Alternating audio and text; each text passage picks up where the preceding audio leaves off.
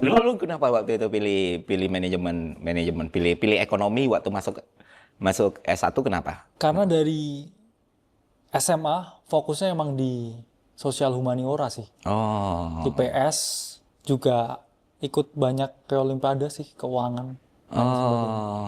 Jadi emang passionate di situ. Passionate banget tentang uang ya dari dulu. Cuman nggak pernah sadar kalau memang hidup tuh butuh uang dulu. Oh, karena orang tua selalu bilang cukup. Karena orang tua selalu bilang cukup. Akhirnya saya didoktrin ya, nggak didoktrin. Tapi kayak ngambil petuah orang tua yang menurut saya paling bagus sih. Iya. Ya kamu fokus aja jadi orang pinter. Karena kalau orang pinter tuh selalu punya jalan di hidup.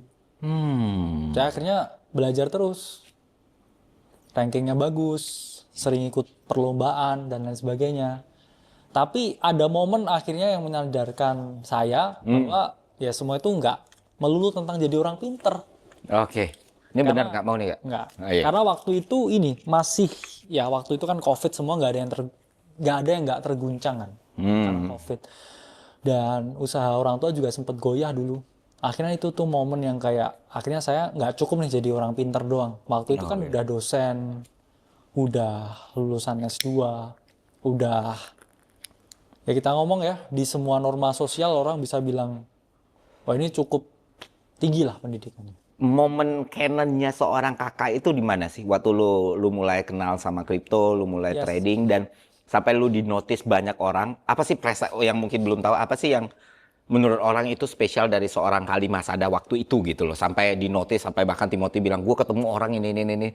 Apa yang lu lakukan di dunia itu sebenarnya? Ya sebenarnya dari momen bangkitnya sih, Gimana tuh? Bang Ferry. Jadi awalnya memang saya orang yang ngerasa bahwa hidup ini cukup pintar aja nih. Iya. Saya ngerasa orang tua saya mampu, karena backgroundnya dulu memang orang tua tuh awalnya benar-benar mulai dari nol.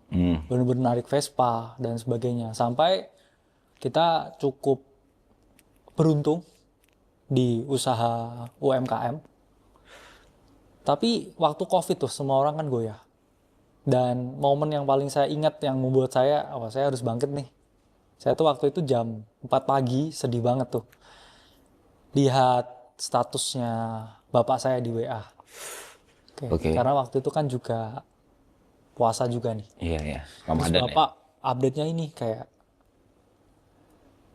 paling enak nih kalau misalkan buka puasa pakai rasa-rasa gitu. Kayak rasa rendang, rasa soto gitu.